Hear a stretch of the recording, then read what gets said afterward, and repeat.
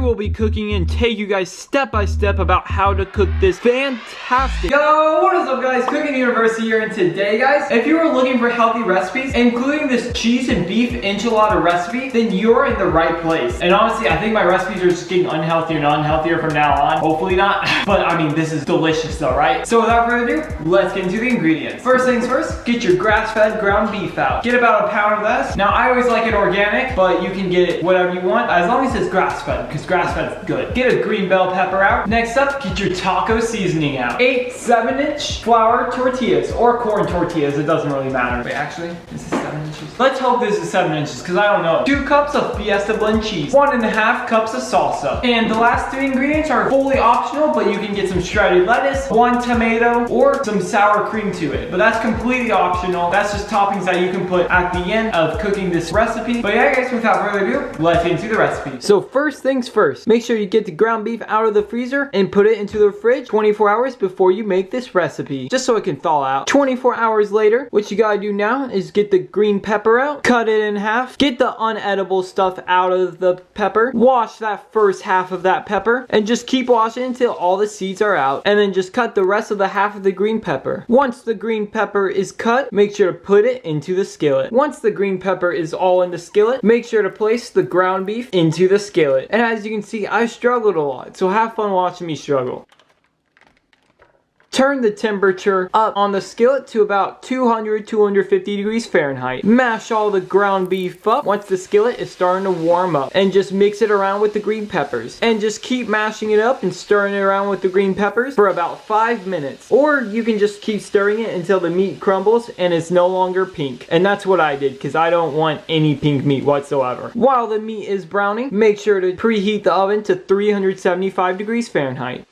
Once the meat is fully brown, make sure to turn the skillet down to warm or so. Just a little under 200 degrees is probably fine. And then make sure to get the grease out, because the grease is disgusting, right? Unless you like grease. Place the taco seasoning into the skillet. Get about a half a cup of water and place it into the skillet as well. Turn the skillet up to about 200 degrees, or just to a temperature to where it simmers, and which is about 200 degrees for me. I interrupt this video to give a humongous shout out to Ibotta, the place where you buy certain groceries from a certain grocery store. You get cash back on the groceries that you bought. I have saved a ton of money off some of the ingredients of this recipe. All you gotta do is just use my referral code when you sign up, link in the description below. And once you submit your first receipt on Ibotta, you get $10 extra cash back on groceries. But that is only if you use my referral code, in which subtitles is somewhere on the screen, somewhere at the bottom of the screen, you know what I'm saying? And the best part about Ibotta is that it's 100% free to sign up. You don't have to pay a single penny. And I would like to put a disclaimer on this video to say that I also make $10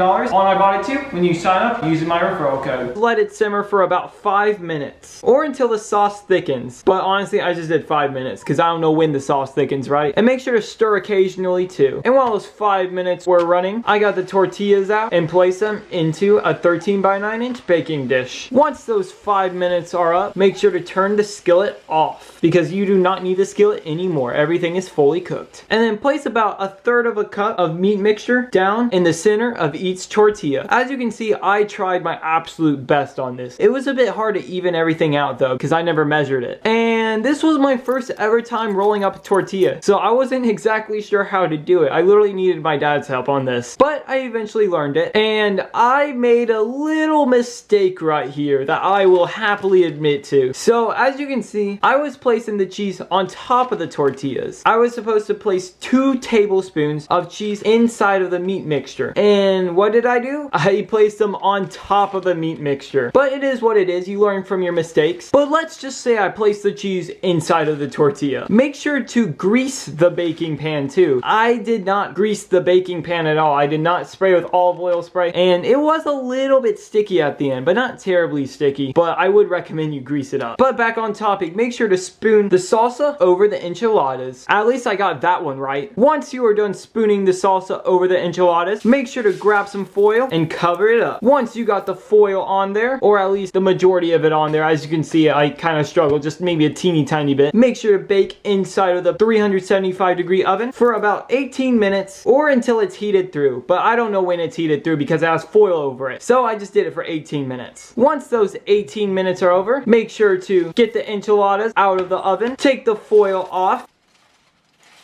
and then sprinkle the top with the remaining cheese. And yeah, as you can see, I put some sharp cheddar cheese over it because the Fiesta cheese was all gone. But it all worked out at the end of the day because it was still shredded. And while I'm sprinkling the top with as much cheese as I want, if you're interested in discovering more about getting cash back on groceries, then be sure to check out I Bought It at the link in the description below. Once you have sprinkled all the cheese onto the enchiladas, because you can never have too much cheese, right? Make sure to put it back inside of the 375-degree oven for about 2 minutes more, or until the cheese is melted. But I just did for 2 minutes more because I knew the cheese was going to get melted soon. Once those 2 minutes are up, make sure to turn the oven off because you do not want the oven on 375 degrees Fahrenheit overnight. And make sure to get the baking dish out of the oven. And if you would like to, make sure to add some lettuce, tomato, and if you would like to, this is totally optional, put some sour cream over the enchiladas. But as you can see, I didn't do that. I just made it just like that. And voila, you got your cheese and beef enchiladas. Quick little review on the beef and cheese enchiladas. All in all, it tasted absolutely amazing. It did stick to the pan just a little bit because I did not put olive oil over it, but it wasn't the worst thing ever. So if you forget that too, it's perfectly fine, don't worry. My mom used to cook the exact same thing, except she would put enchilada sauce instead of salsa. But we all agreed that salsa was probably healthier and cheaper. So I would recommend you put salsa instead of enchilada sauce over it. But oh my, was that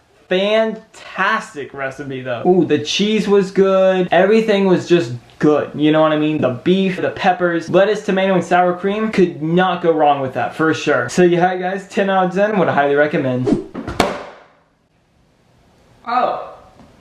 That was a lot harder than I wanted it to be. Didn't see you guys there. Well guys, make sure to subscribe and turn on notifications so that way you don't miss any more videos helping you out cook the healthy, cheap, and easy way. Well, maybe healthy, but definitely the cheap and easy way. And I'll see you guys in the next video. Take care.